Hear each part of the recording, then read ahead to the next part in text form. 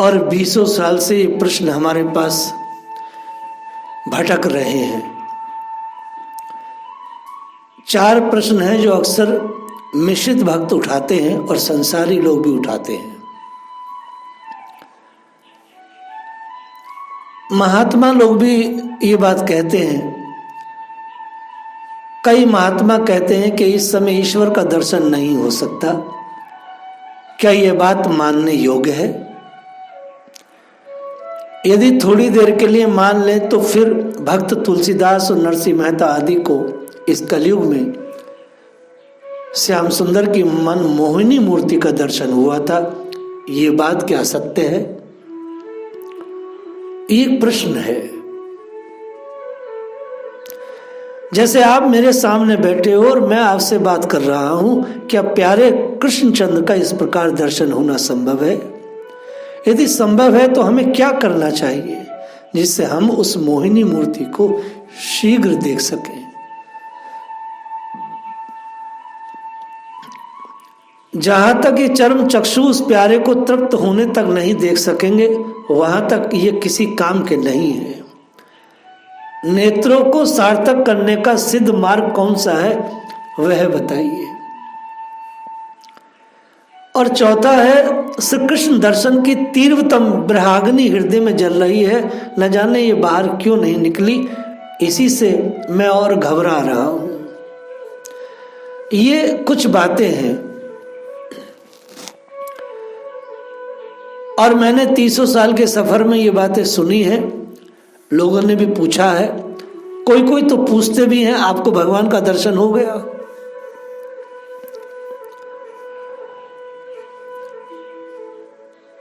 ये बहुत सारी चीजें हैं।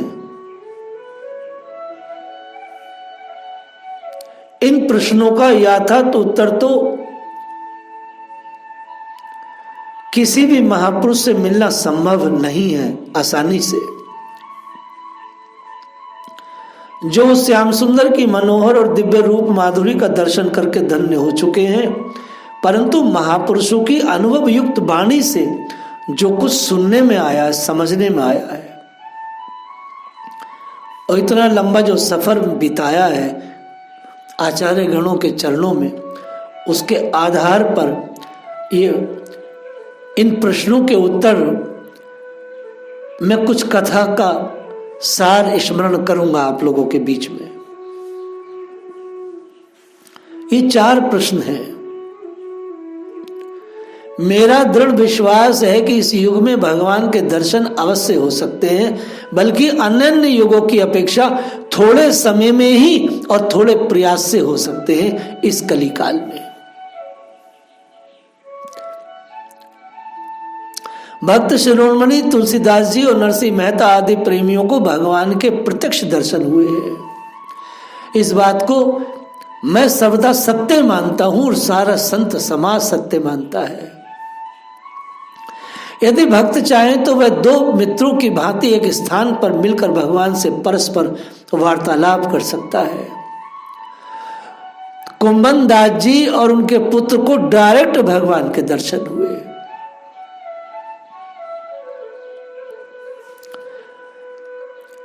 मीरा जी डायरेक्ट भगवान के साथ चौपड़ खेलती। यहां तक कि नामदेव ने तो 5 वर्ष की आयु में ही भगवान का दिव्य दर्शन किया। और ये सब कलयुग की बातें हैं।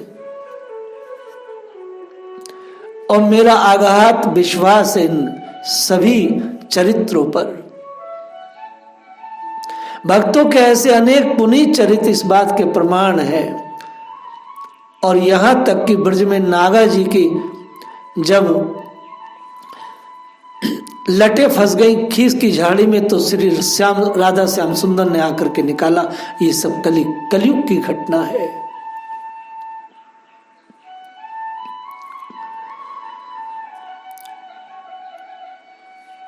भक्तों के ऐसे पुण्य चरित्र प्रमाण है। भगवान के शीघ्र दर्शन का सबसे उत्तम उपाय दर्शन की तीव्र और उत्कट अभिलाषा है। अब मैं उत्तर दे रहा हूं। भगवान के शीघ्र दर्शन का सबसे उत्तम उपाय है दर्शन की तीव्र उत्कट अभिलाषा। जिस समय जिस प्रकार जल में डूबता हुआ मनुष्य ऊपर आने के लिए परम व्याकुल होता है, उसी प्रकार की परम व्याकुलता यदि भगवत दर्शन के लिए हो तो भगवान का दर्शन होना कोई बड़ी बात नहीं है। व्याकुलता बनावटी ना होकर असली होनी चाहिए। किसी का इकलौता पुत्र मर रहा हो या किसी की सैकड़ों वर्षों से बनी हुई इज्जत जाती हो, उस समय मन में जैसी स्वाभाविक और निष्कपट व्याकुलता होती है, वैसी ही व्याकुलता परमात्मा के दर्शन के लिए जिस परम भाग्यवान भक्त के अंतर में उत्पन्न होती है, उसको दर्शन दिए बिना भगवान कभी रह नहीं सकते। ऐसी व्याकुलता तभी होती है जब वह भक्त संसार के समस्त पदार्थों से परमात्मा को बड़ा समझता है।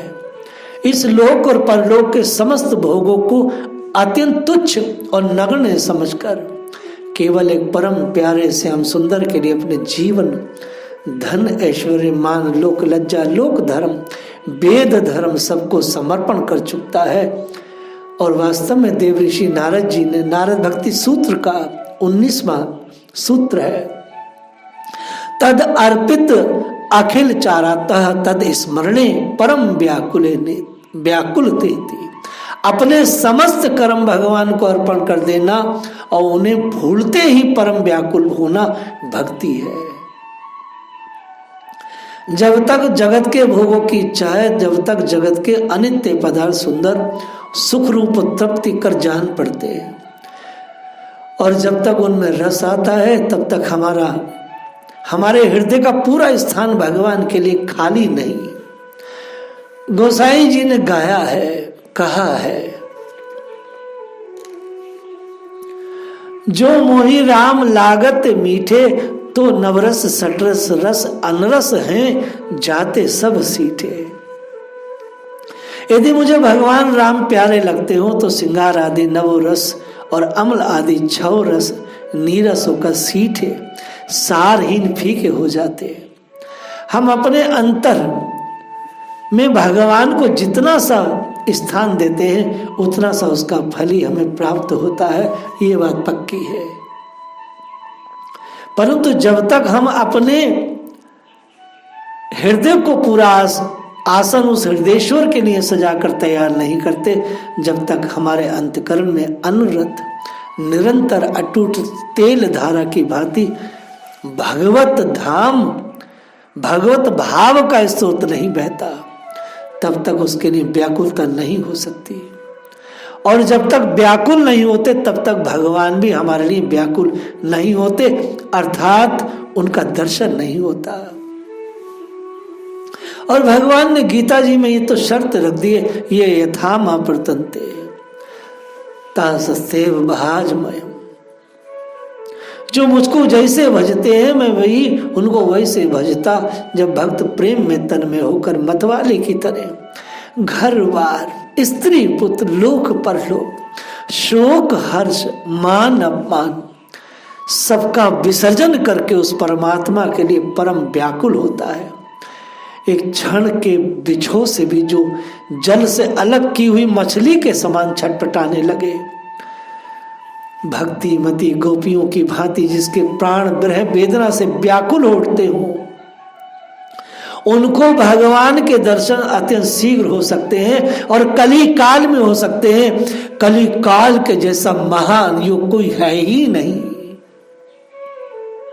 हम लोगों में वैसी अनन्य व्याकुलता प्राय नहीं है, इसलिए दर्शन में विलंब हो रहा है। हम लोग धन, संतान और मान कीर्ति के लिए जितना जी तोड़ परिश्रम और सच्चे मन से प्रयत्न करते हैं, जितना छटपटाते हैं, उतना परमात्मा के लिए क्या अपने जीवन भर में कभी किसी दिन भी हमने प्रयत्न किया या हम छटपटाए? नहीं। हम मान कीर्ति के लिए छटपटा रहे हैं, हम धन संतान के लिए छटपटा रहे हैं, हम स्त्री के लिए छटपटा रहे हैं, लेकिन प्रभु के लिए हमारे अंदर छटपटाहट नहीं है। इसलिए हमें ऐसा लगता है कली काल में जैसे भगवान बहुत दूर है, जबकि कलयुग के जीव के लिए भगवान सबसे सरल और सुलभ है। ये बात शास्त्र स्पष्ट कहता है, महाभारत में स्पष्ट कई श्लोक इस प्रकार के हैं।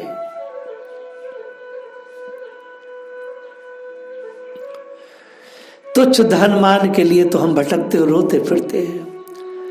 क्या परमात्मा के लिए व्याकुल होकर सच्चे मन से हमने कभी एक भी आंसू गिराया है? इस अवस्था में हम कैसे कह सकते हैं कि परमात्मा का दर्शन नहीं होते? हमारे मन में परमात्मा के दर्शन की लालसा ही कहाँ है?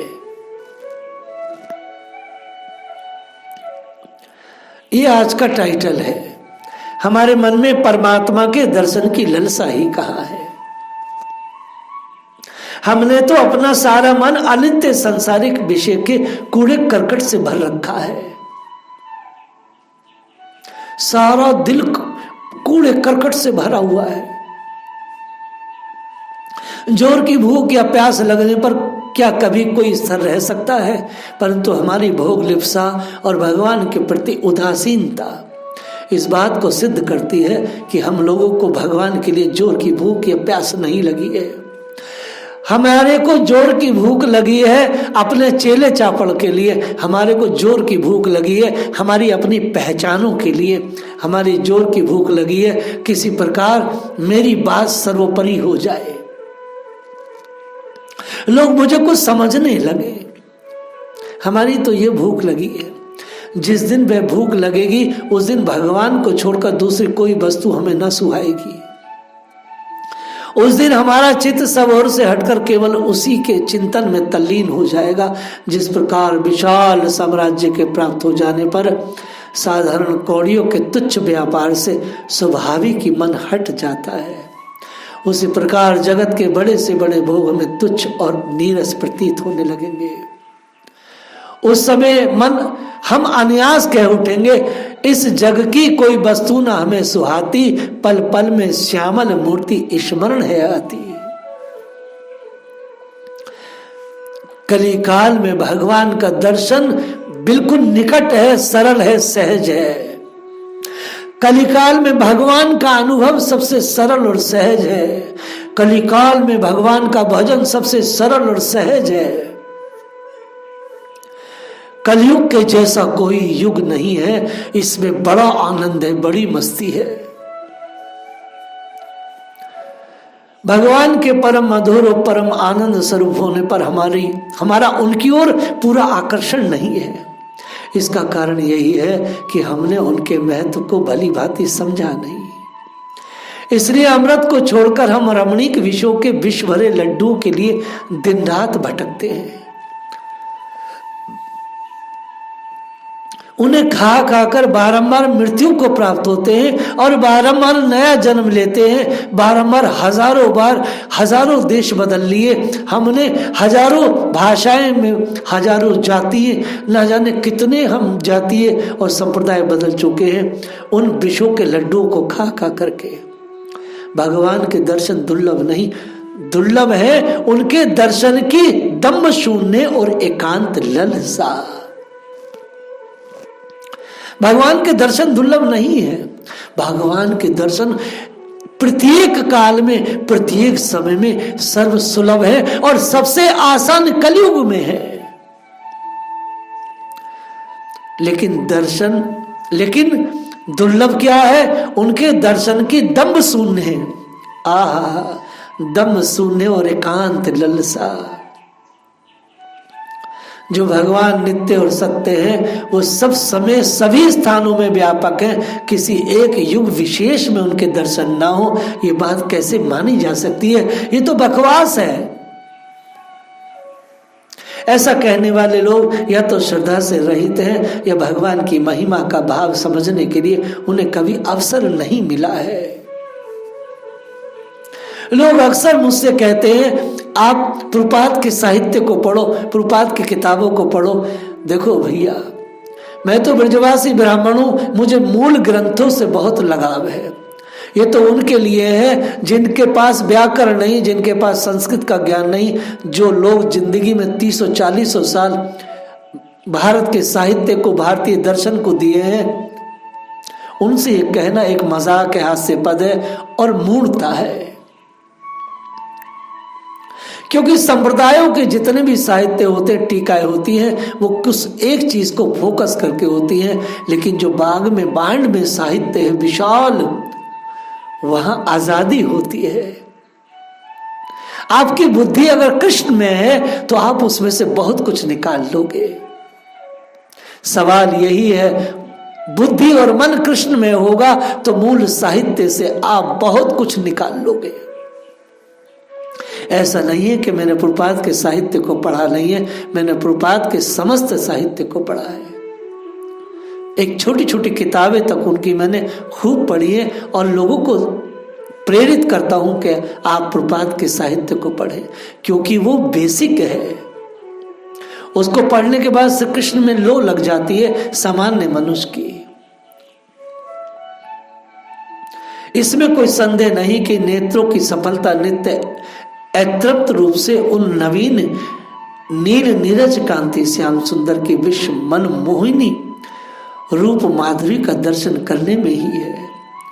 परंतु जहां तक भगवत कृपा से नेत्रों को दिव्य भाव नहीं प्राप्त होता, वहां तक ये नेत्र उस रूप छटा के दर्शन से वंचित रहते हैं। नेत्रों की दिव्य बनाकर उन्हें सार्थक करने का सिद्ध मार्ग, उपयुक्त मार्ग क्या है? वो है परम व्याकुलता। जिस महानुभव के हृदय में श्री कृष्ण दर्शन की तीव्रतम विरहाग्नि जल रही है, वह सर्वदा स्तुति का पात्र है। विरहाग्नि प्राय बाहर नहीं निकला करती, जब कभी वियोग वेदना सर्वदा असह्य होती है, वो तब निकलती है। साधारण विरह अगर किसी स्त्री को या पुरुष को है भगवान को देखने का, भगवान को देखने की लालसा, छोटा सा विरह अगर उसके हृदय में है तो उससे काम नहीं चलता भैया। किसी स्त्री में या किसी पुरुष में छोटा सा विरह आया भगवान को देखने का या भगवान को समझने का, तो वह विरह काम नहीं करेगा। वो कब तक नहीं करेगा? छोटा सा विरह होता है तो कुटुंब कबीले के दबाव में खत्म हो जाता है, लोकलाज से खत्म हो जाता है, जब तक तीव्र वेग ना हो। तीव्र वेग ही बाहर फूट करके निकलता है।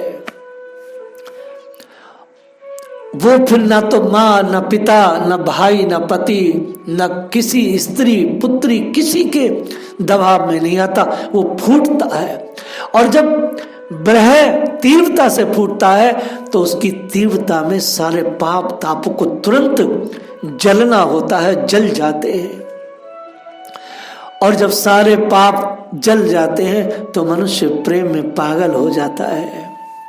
उस समय में भक्त अनन्य प्रेम में मतवाला भक्त ब्रज गोपियों की भांति सब कुछ भूलकर उस प्राणाधिक मनमोहन के दर्शन के लिए दौड़ पड़ता है। उससे फिर कुछ नहीं दिखता, अपनी सारी शक्ति और सारा उत्साह लगाकर उसको पुकारता है, हे कृष्ण हे राधे, हे कृष्ण हे राधे। बस इसी अवस्था में उसे भगवान के दर्शन हो सकते हैं। और ऐसी अवस्था किसी भी काल में हो सकती है मनुष्य की, सतयुग में, द्वापर में, त्रेता में, कलयुग में, किसी में भी ऐसी अवस्था कभी भी किसी भी व्यक्ति की हो सकती है। दर्शन तो भैया उसी रूप में होते हैं जिस रूप में वह दर्शन चाहता है। और एक बात और है, जिस रूप में भक्त दर्शन चाहता है, ठाकुर जी वैसे दर्शन देते, वैसा व्यवहार करते, वैसे वार्तालाप करते, जैसे वो चाहता है। ऐसी स्थिति को प्राप्त होने के लिए साधक को चाहिए पहले वो सत्संग के द्वारा भगवान की अतुलनीय महत्व को समझे, वो प्रमाणिक सूत्रों से सत्संग करे, उनके निरंतर नाम जप और ध्यान के द्वारा अपने अंतर में उनके प्रति कुछ प्रेम उत्पन्न करे, वह ध्यान साधना करे। ध्यान साधन स्मरण से नाम स्मरण करे। ये चलता फिरता जो नाम है, ये जो लोग लेते हैं आजकल, जितनी खड़िया पलटन है इस्कॉन की, वो चलते फिरते नाम लेती है। बहुत कम ऐसे गंभीर भक्त हैं जो आसन जमा करके ठाकुर जी की 16 माला करते हैं। ध्यान पूर्वक जो स्मरण करता है भगवान का, तब ऐसी उत्कंठा हृदय में प्रकट हो सकती है। ज्यों ज्यों भगवत प्रेम में हृदय भरता जाएगा त्यों त्यों वहां से विषय हटते चले जाएंगे। यूं करते करते जिस दिन वह अपना हृदय आसन केवल परमात्मा के लिए, केवल श्याम सुंदर के लिए सजा सकेगा, उसी दिन उसी क्षण उसके हृदय में परम व्याकुलता उत्पन्न होगी। और यह व्याकुलता अत्यंत तीव्र होकर भगवान के हृदय में भी भक्त के दर्शन देने के लिए वैसी ही व्याकुलता उत्पन्न कर देगी। कैसे? ध्रुव जी का हृदय जब व्याकुल हुआ तो देवों ने कहा सरकार जाकर के ध्रुव को दर्शन दो। भगवान ने कहा मैं उसको दर्शन देने नहीं जा रहा हूं अपना दर्शन, बल्कि उसको दर्शन देने, उसका दर्शन मैं करने जा रहा हूं। क्योंकि भगवान को हृदय में चटपटी लगती है, जब बहुत तीव्र उत्कंठा होती है भक्त के हृदय में। श्री गोपियों ने जब गान भी छोड़ दिया और विलाप करने लगी, ऐसी उत्कंठा से भगवान प्रकट हो गए। नामदेव ने खूब नाम लिया, प्रभु आए नहीं। जब उन्होंने कहा कि मैं सिर फोड़ दूंगा विट्ठल यदि तुम सामने ना आए, तो ठाकुर जी को आना पड़ा। आपकी व्याकुलता भगवान को भी व्याकुल कर दे, तब भगवान सामने आते हैं। और यह अवस्था किसी भी युग में, किसी भी काल में हो सकती है। इसके बाद तत्काल ही वह शुभ समय प्राप्त होगा जिसमें भक्त और भगवान का परस्पर प्रत्यक्ष मिलन होगा, और उससे वह भूमि पावन हो जाती है।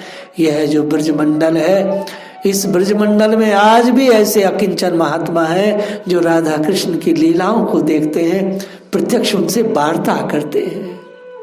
आज भी अयोध्या भूमि जो वैराग्य भूमि है, जो संतों की खानी है, आज भी ऐसे महात्मा ऐसी अयोध्या धाम में रहते हैं जो राम लला का दर्शन साक्षात करते हैं। आज भी चित्रकूट में ऐसे लाडले महात्मा रहते हैं, आज अभी इसी समय जो परमात्मा राम से साक्षात बातें करते, उनको खिलाते पिलाते।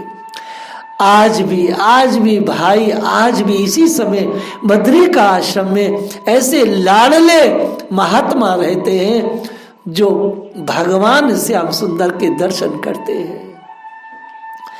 आज भी काशी में ऐसे ऐसे ब्रह्म ऋषि, ऐसे ऐसे शिव भक्त हैं उस नगरी में, जो काशी नगरी है जिसे आज बनारस कहते हैं। आज भी ऐसे ऐसे साधक हैं, ऐसे ऐसे लाडले शिव प्रेमी हैं जो अपने भोले बाबा से नित्य बातें करते हैं, उनका दर्शन करते हैं।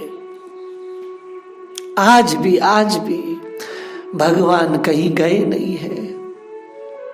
भगवान ने गीता जी में कहा है, मैं हमेशा अपने भक्त के सामने और भक्त मेरे सामने रहता है, लगातार वो मुझे देखता और मैं उसे देखता हूं। कहां तक कहे? ये 4 प्रश्न थे जिनको कि मैं जीवन भर सुनता आया। मैंने सोचा कि अब ये बहुत सारे प्रश्न हैं, इनको मैंने आचार्य गणों की, महात्माओं के, प्रेमियों की वाणी से स्मरण किया। जय राधे।